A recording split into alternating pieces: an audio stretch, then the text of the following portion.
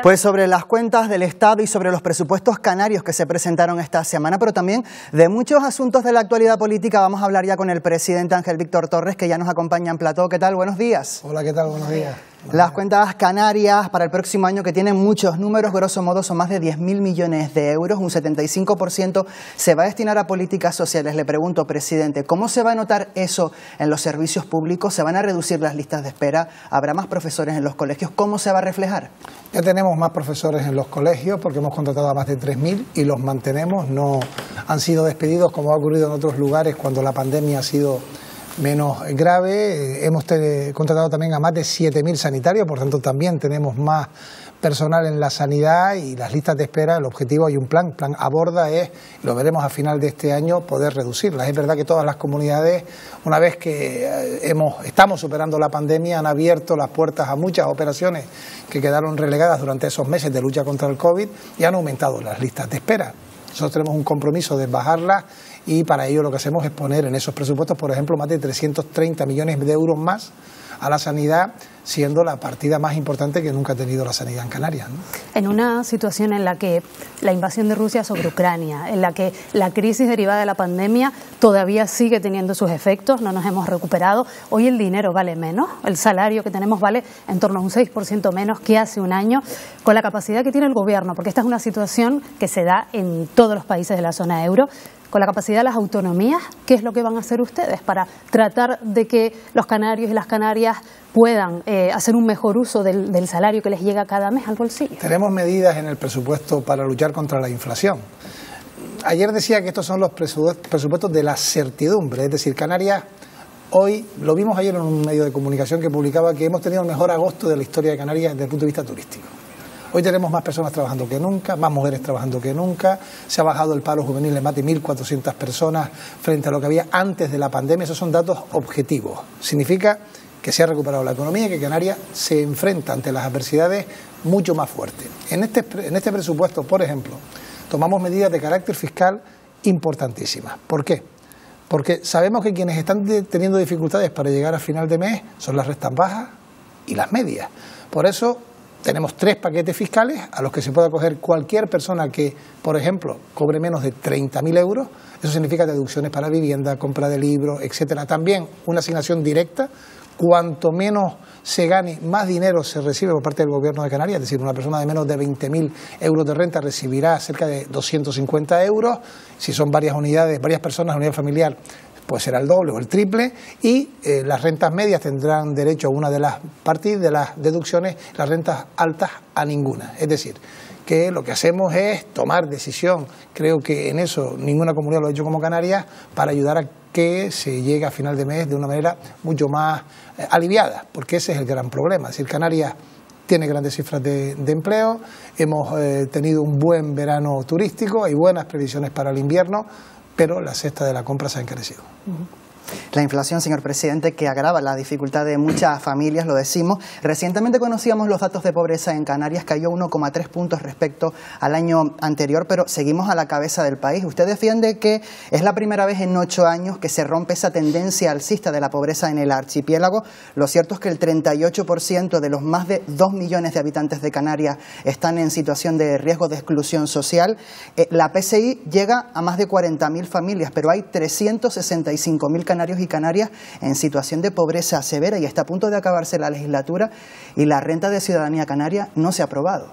Se va a aprobar, igual que la ley de cambio climático, igual que se ha aprobado por el Consejo de Gobierno y se presenta el lunes la ley de presupuestos, 4 presupuestos en 4 años, y no son datos que doy yo, están en el informe, un informe objetivo, riguroso, que lo que concluye es que por primera vez en 8 años en Canarias, en el año anterior, año 2021, no creció la pobreza.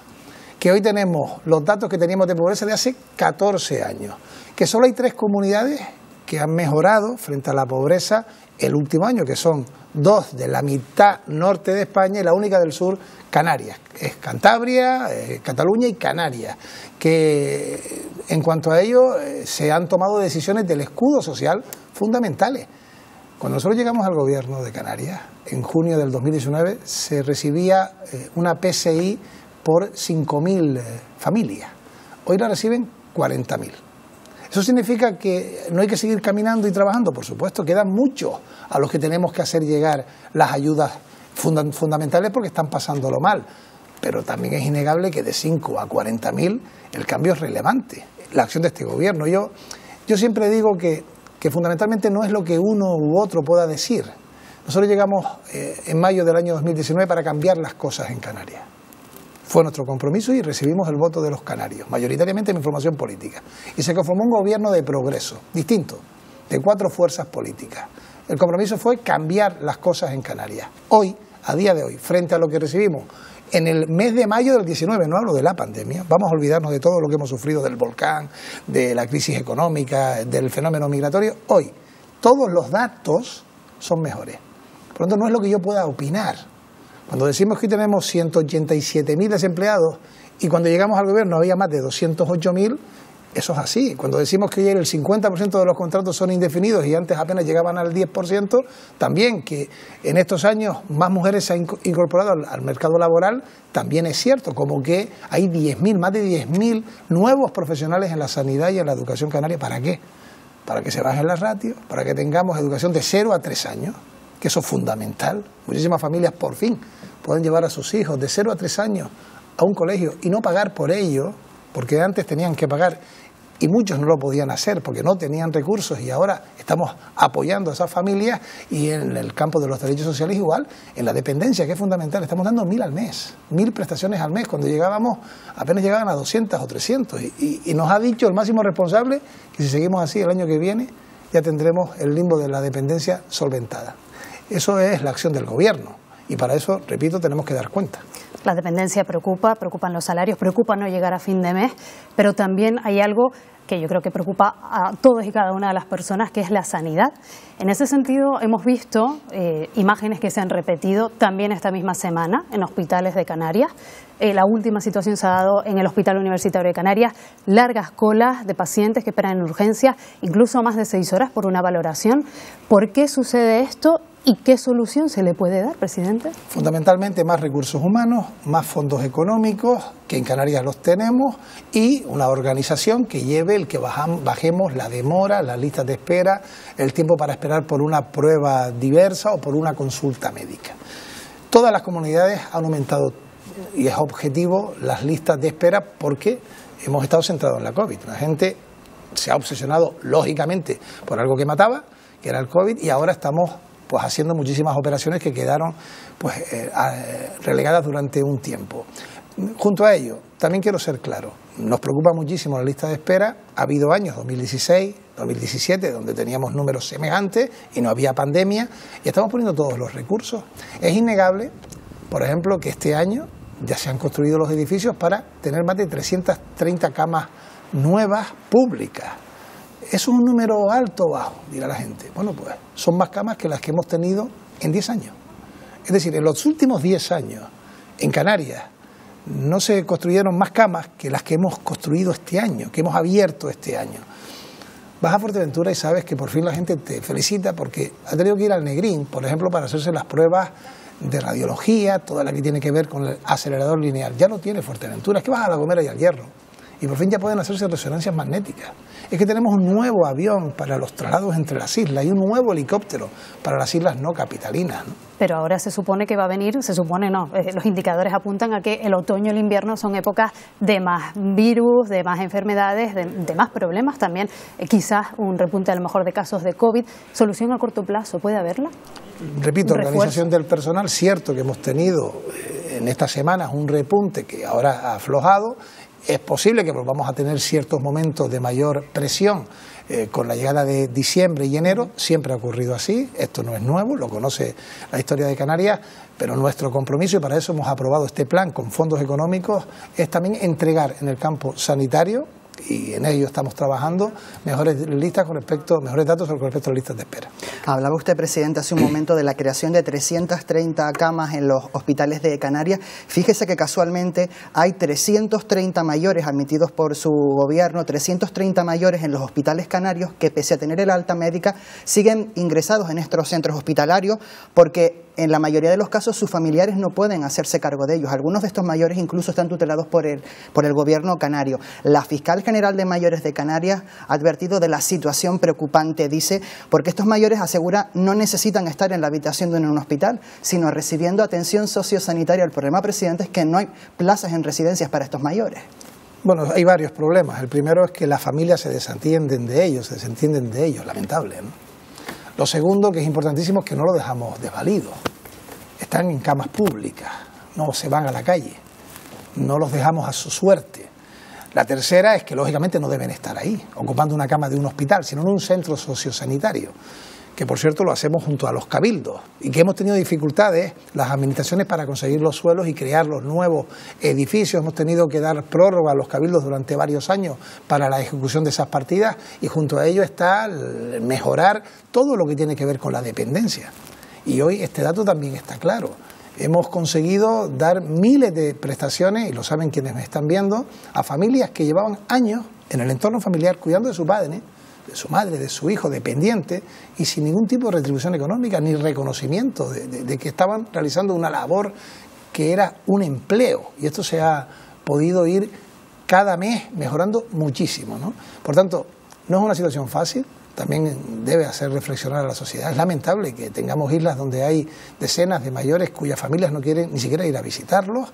Eso también debe hacer reflexionar qué le pasa a la sociedad, pero en cualquier caso no los dejamos solos. Una reflexión es la que también le vamos a pedir, precisamente hablando de población, porque sabemos que los ciudadanos que vivimos en Canarias vamos a seguir aumentando en número. Se calcula, según datos del Instituto Nacional de Estadística que acabamos de conocer, que en 15 años seremos unas 350.000 personas más aquí en Canarias. Además va a haber un envejecimiento de la población, en torno al 25% tendrá más de 65 años. En su opinión, ¿cómo cree que debe abordarse ese reto poblacional? Bueno, es un debate que regresa. Siempre se ha hablado de que Canarias aumenta, somos 8 islas, y es verdad que hay islas y zonas de esas islas que tienen una presión habitacional, otras no. Si hablamos de cualquiera de las islas de mayor población, el interior, el centro de esas islas está despoblado. Y sin embargo las zonas más costeras o las capitales tienen esa presión habitacional. Si hablamos de las islas menores, La Palma no aumenta en población.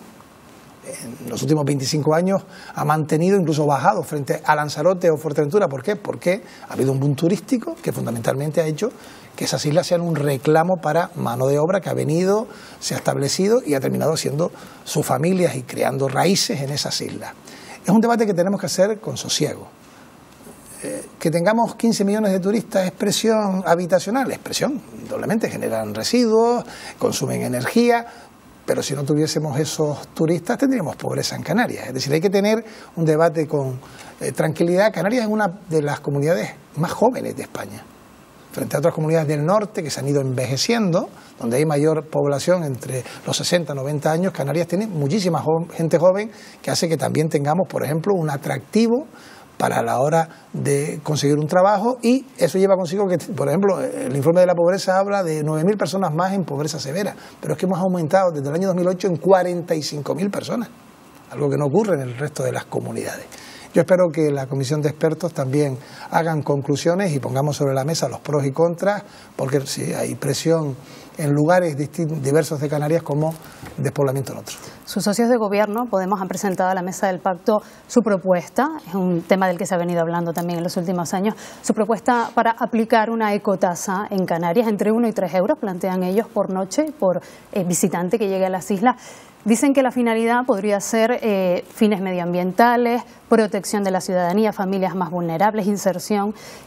¿Van a abrirse ustedes desde el Partido Socialista, en el seno del pacto cuatripartito, a estudiar esa propuesta en esta legislatura? Bueno, nosotros lo llevábamos en nuestro programa electoral para esta legislatura, está en el programa de gobierno, estudio de más que tasa o ecotasa, hablábamos de una tasa de carácter medioambiental finalista.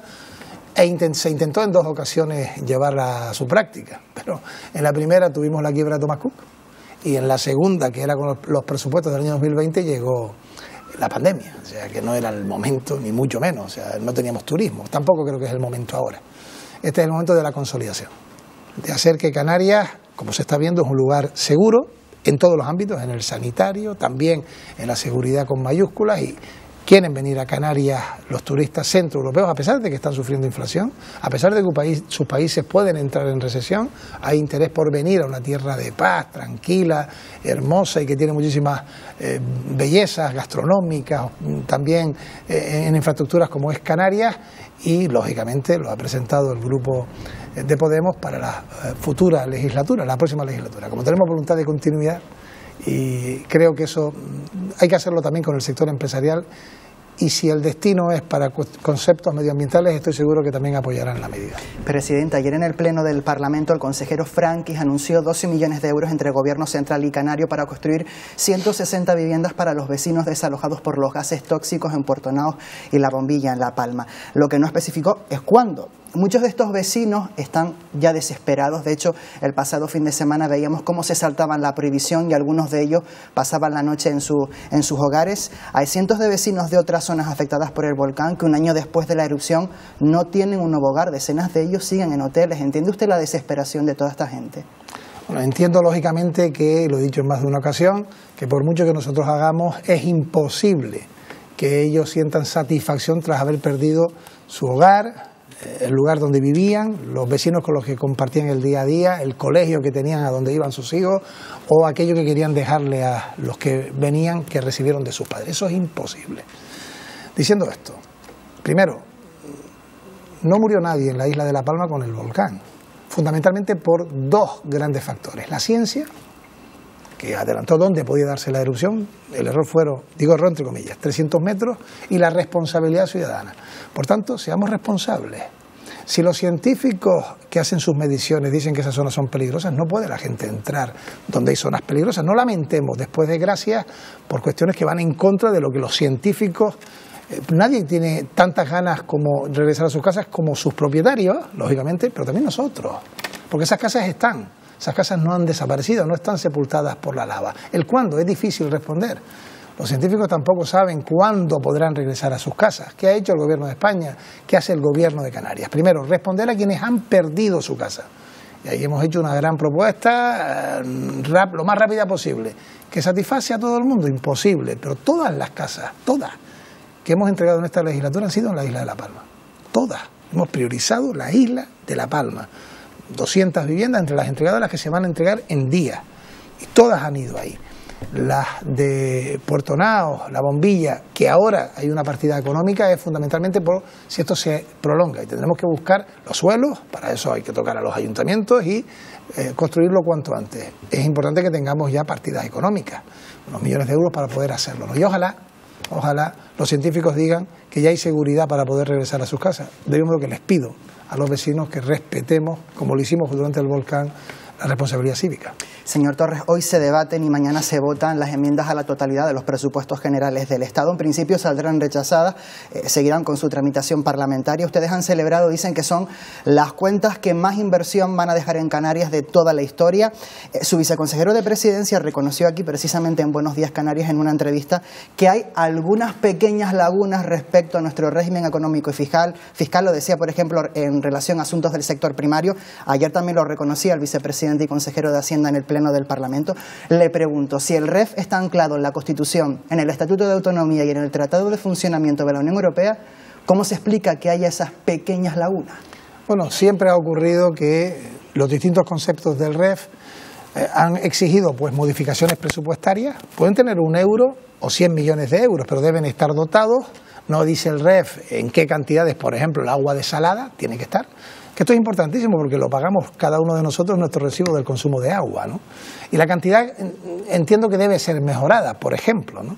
Y hay una cantidad en los presupuestos de 8 millones de euros. Creo que es insuficiente por el precio de la energía y debe ser mejorada a través de enmiendas. Otros conceptos pueden articularse, pero quiero también dejar claro 2 cosas. Eso ha ocurrido siempre, siempre. El presupuesto que, no lo digo yo, sino los funcionarios del Gobierno de Canarias, y está además escrito, más cumplen con el REF son los actuales. Y los que vienen para el 23 serán mejores que los actuales. He dicho más de una ocasión que me parece difícil digerir que se vote en contra de los presupuestos del Estado o de Canarias.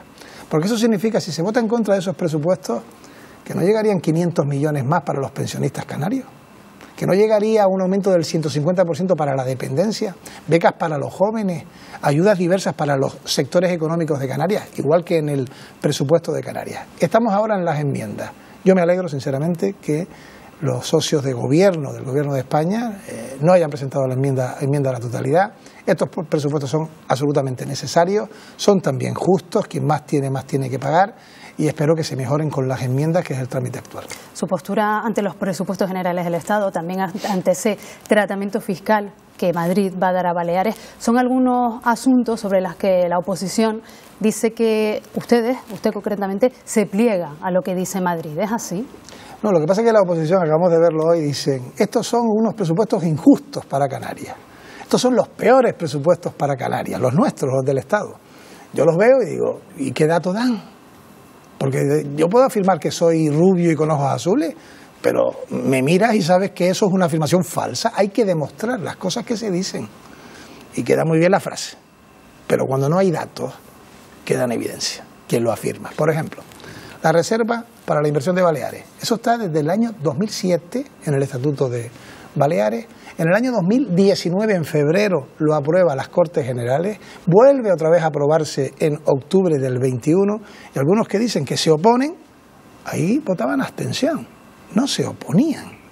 Y yo lo que digo es, el presidente del Gobierno de Canarias, el Gobierno de Canarias, el Parlamento de Canarias y la sociedad canaria defenderá el REF con uñas y dientes. Somos la única región ultraperiférica de España y seguirá siendo así. Baleares no puede serlo. Podrá aspirar, pero saben, incluso su presidenta, que es imposible por cuestiones de insularidad, de pobreza y sobre todo de distancia, porque no están a la distancia que estamos nosotros del continente europeo que nos lo ha reconocido.